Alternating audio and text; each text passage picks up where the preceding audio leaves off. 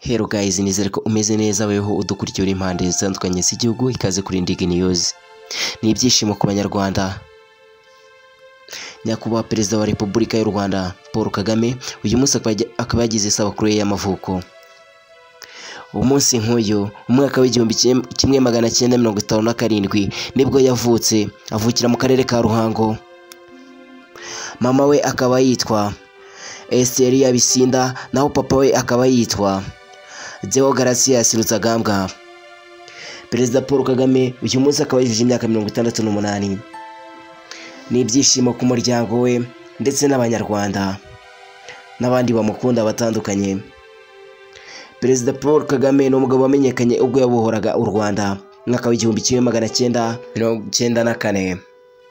Perezida Paul Kagame ni umugabo ukuriye mu buzima bugoye kuko yakuriye mu buhungiro. Amashuri ye makuru yayigiye mu gihugu cya Uganda. Umwaka w'igihumbi kimwe magana cyenda mirongo icyenda na kane nibwo yaje mu Rwanda abohora u Rwanda. Amaze kubohora u Rwanda yasubiye kwiga amashuri yiwe. Umwaka wa 2003 nibwo yaje kwiyamamariza umwanya wa Perezida wa Repubulika. Kugeza na n'ubu niwe ukiri ku ngoma, cyangwa se niwe ukiri ku butegetsi n'ubu ngubu. Perezida Paul Kagame akimara kujya ku butegetsi yakoze ibintu bikomeye hano mu Rwanda. Yunze abanyarwanda abakura mu macakubiri. Perezida Paul Kagame si ibyo gusa yakoze, no mu bikorwa remezo yubatse amashuri, yubaka imihanda, ibibuga by'indege ndetse n'ibindi bintu bigiye bitandukanye.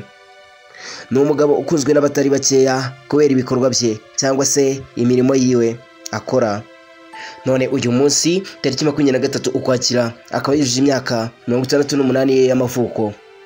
Kandi Ndigi News tuboneraho kumwifuriza isabukuru nziza y'amavuko. Ndagushimiye ho twabanye. Niba ari ubwa mbere ugeze kuri channel yacu ya YouTube kandi subscribe, kora share ndetse na comment. Wari kumwe na Ndigi nk'ibisanzwe, umwana ubikora ubikunze.